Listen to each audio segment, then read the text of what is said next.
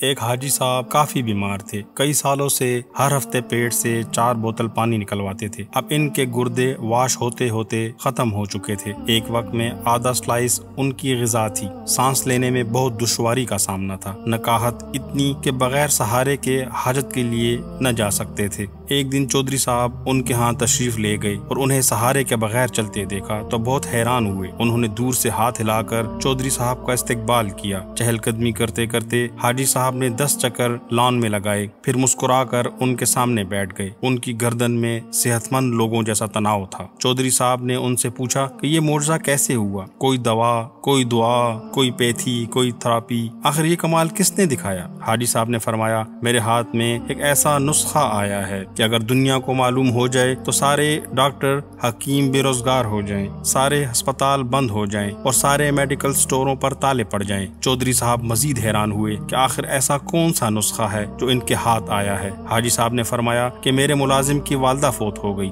میرے بیٹوں نے عارضی طور پر ایک 6-7 سالہ بچہ میری خدمت کے لیے دیا۔ میں نے ایک دن بچے سے پوچھا کہ آخر کس مجبوری کی بنا پر تمہیں اس عمر میں میری خدمت کرنا پڑی؟ بچہ پہلے خاموش رہا، پھر سسکیاں بھر کر بولا کہ ایک دن میں گھر سے باہر تھا، میری امی، ابو، بھائی، بہن سب سیلاب میں بہہ گئے، میرے مال مویشی، ڈھور ڈنگر زمین پر رشتہ داروں نے قبضہ کر لیا، اب دنیا میں میرا کوئی نہیں، اب 2 وقت کی روٹی اور کپڑوں کے عوض آپ کی خدمت پر مامور ہوں۔ یہ سنتے ہی حاجی صاحب کا دل پسیج گیا اور پوچھا، بیٹا کیا تم پڑھو گے؟ بچے نے ہاں میں سر ہلا دیا۔ حاجی صاحب نے مینیجر سے کہا کہ اس بچے کو شہر کے سب سے اچھے اسکول میں داخل کراؤ۔ بچے کا داخل ہونا تھا کہ اس کی دعاؤں نے اثر کیا، قدرت مہربان ہو گئی۔ میں نے 3 سالوں کے بعد پیٹ بھر کر کھانا کھایا۔ سارے ڈاکٹر اور گھر والے حیران تھے۔ اگلے روز اس یتیم بچے کو ہاسٹل میں داخلہ دلوایا اور بغیر سہارے کے ٹوائلٹ تک چل کر گیا۔ میں نے مینیجر سے کہا کہ شہر سے 5 ایسے اور بچے ڈھونڈ کر لاؤ جن کا دنیا میں کوئی نہ ہو۔ پھر ایسے بچے لائے گئے، انہیں بھی اسی اسکول میں داخل کرا دیا گیا۔ اللہ تعالیٰ نے فضل کیا اور آج میں بغیر سہارے کے چل رہا ہوں،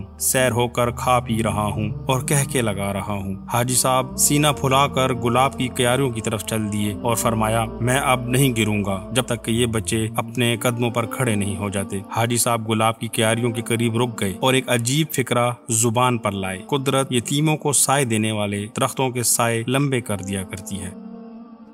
یوٹیوب ایک بہت بڑی دنیا ہے اور آپ ہمیں کہاں ڈھونڈتے پھریں گے، اسی لیے ہمارے چینل کو سبسکرائب کریں، بیل آئیکن پر کلک کریں تاکہ ہر آنے والی نئی ویڈیو آپ تک بآسانی پہنچائی جا سکے، کیونکہ علم ضروری ہے۔